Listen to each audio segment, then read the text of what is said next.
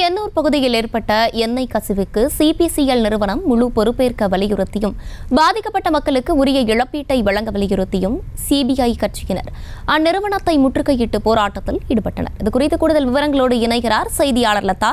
லதா, வணக்கம். இது குறித்தான மேலும் விவரங்கள். வணக்கம்.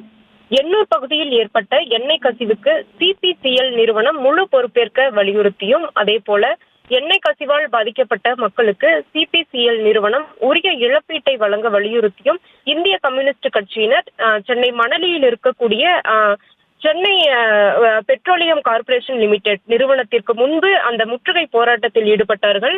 ஆனால் முற்றுகை போராட்டத்தில் ஈடுபட காவல்துறையினர் அனுமதி மறுக்கப்பட்ட ஒரு நிலையில் தற்பொழுது அந்த கண்டன ஆர்ப்பாட்டத்தில் ஈடுபட்டு வருகிறார்கள்.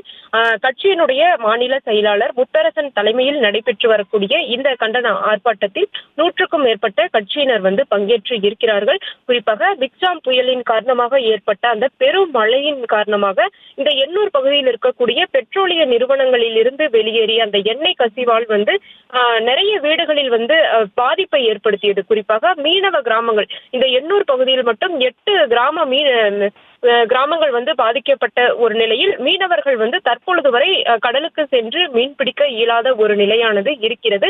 இதற்கிடையே கடந்த நாட்களில் அரசு சார்பில் பாதிக்கப்பட்ட மக்களுக்கும் மீனவர்களுக்கும் நிவாரணமானது அறிவிக்கப்பட்டு இருக்கக்கூடிய ஒரு நிலையில் இந்த சிபிசிஎல் நிறுவனமும் உரிய இழப்பீட்டை மக்களுக்கு வழங்க வேண்டும் என்ற ஒரு விஷயத்தை வலியுறுத்தி பல்வேறு தரப்பினரும் அவ்வப்போது போராட்டத்தில் ஈடுபட்டு வரக்கூடிய ஒரு நிலையில் தற்பொழுது இந்திய கம்யூனிஸ்ட் கட்சியினரும் இந்த போராட்டத்தில் ஈடுபட்டு இருக்கிறார்கள். குறிப்பாக பாதிப்புக்கு சிபிசிஎல் நிறுவனம் முழு பொறுப்பேற்க வேண்டும், அதே போல பாதிக்கப்பட்ட மக்களுக்கு உரிய இழப்பீட்டை கொடுக்க வேண்டும். மேலும் கொசஸ்தலை பக்கிங்காம் கால்வாயை ஒட்டி இருக்கக்கூடிய பகுதிகளை சீர்படுத்தி தடுப்பு சுவர்களை அமைக்க வேண்டும்.